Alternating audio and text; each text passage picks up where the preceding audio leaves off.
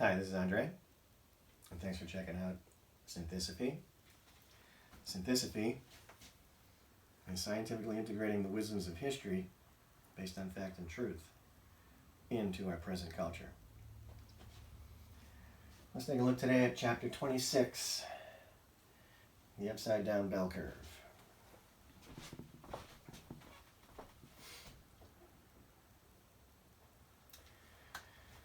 Let's start with the regular bell curve. The regular bell curve refers to a normal distribution of values across a range. Let's look at the distribution of human height. Looking at the blue line, the average human height right there is about 66 inches, which is what? That's 5 feet 6 inches. And from there, there's a range of the number taller and shorter than the average, moving down and away from the average in both directions, making the shape of a bell. That's why it's called the bell curve. Note the red curve is a perfect bell, and that bell curve is the normal distribution, the statistically normal distribution makes the perfect bell. So we can see that the actual distribution of human height is pretty close to the normal bell curve. With that in mind, let's look at the distribution of political views in the U.S. from the perspective of left and right, as presented in surveys conducted by the Pew Research Center. Particularly, let's look at the bell curves from 1994 to 2017 regarding the medians of Democratic and Republican views in the USA.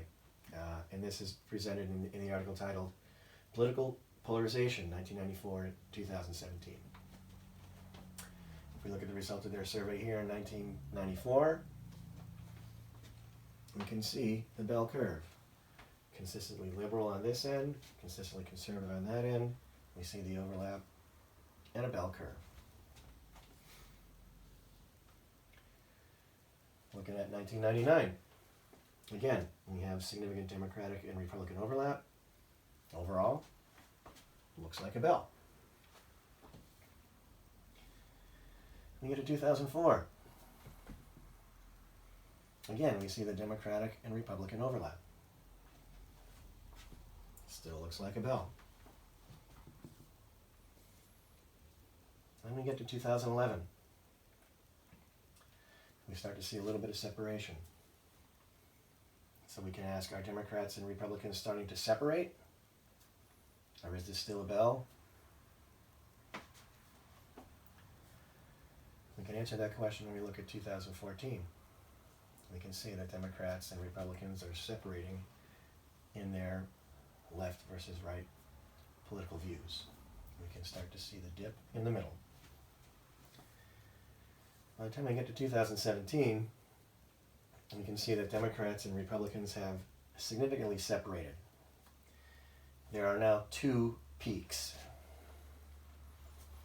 And we see that the medians are significantly separated.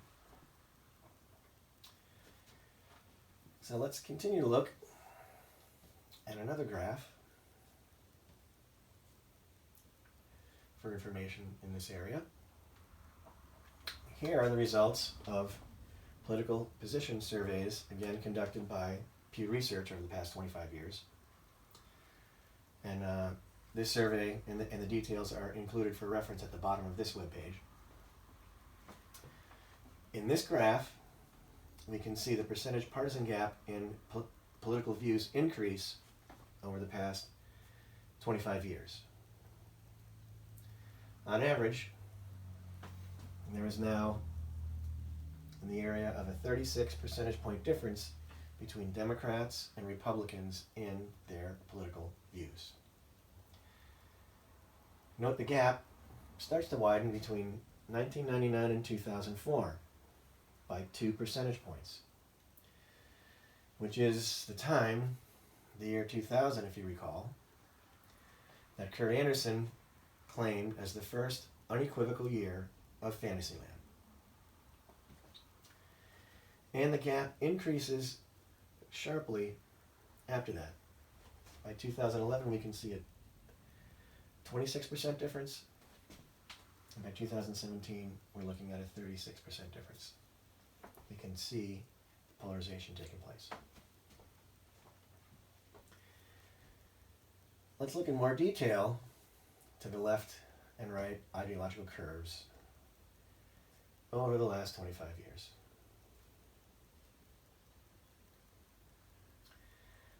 This information here is from a different article,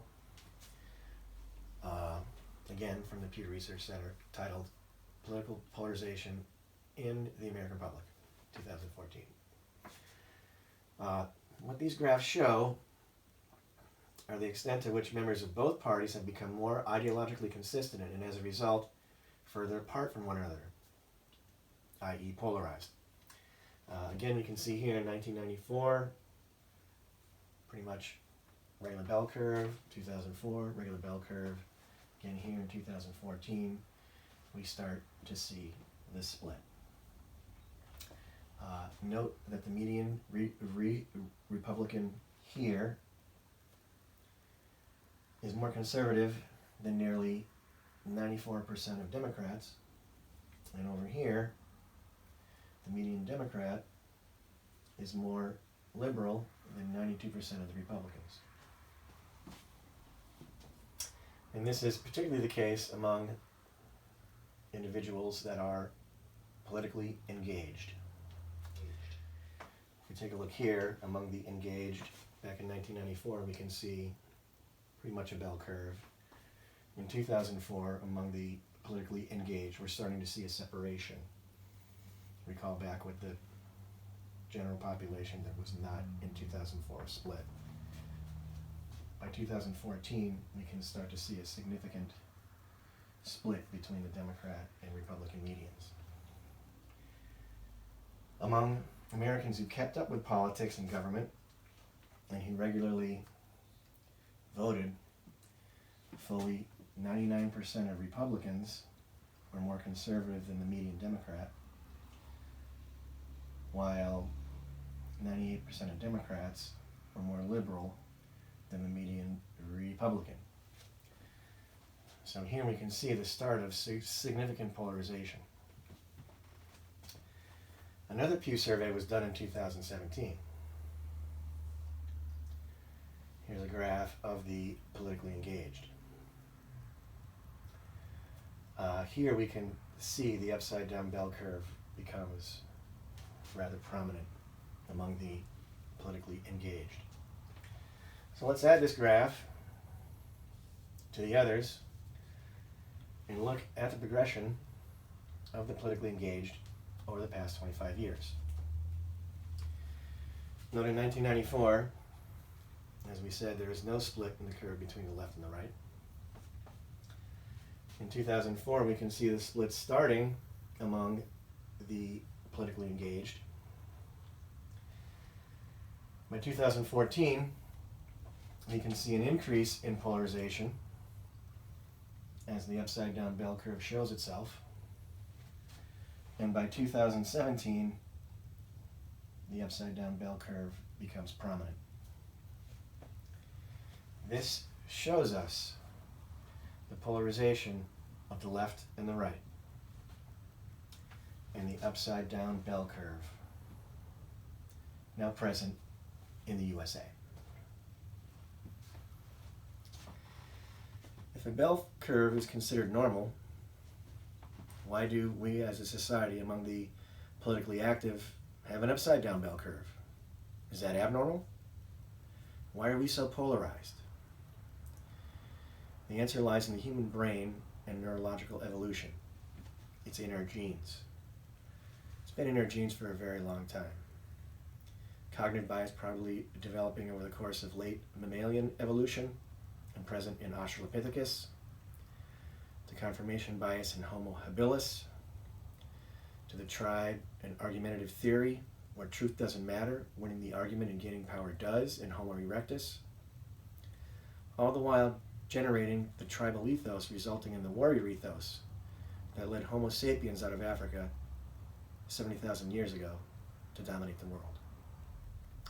Our genetically evolved and present cognitive, confirmation, tribal, and argumentative biases shape our polarized perceptions of the world around us. And our warrior ethos finds others of similar mind to battle the opposing party. Do we have to be this polarized? Can individual human consciousness be aware of this predisposition and keep it in check, putting value in moderation, reason, and truth? Can your neuroreality be neureal rather than unreal? Ben Franklin addressed that question after the Constitutional Convention. He said, "We've given you a republic. Can you keep it?" Perhaps if we depolarize, get back to the normal bell curve, become more neureal, and become more centrist as a nation, the answer will be yes.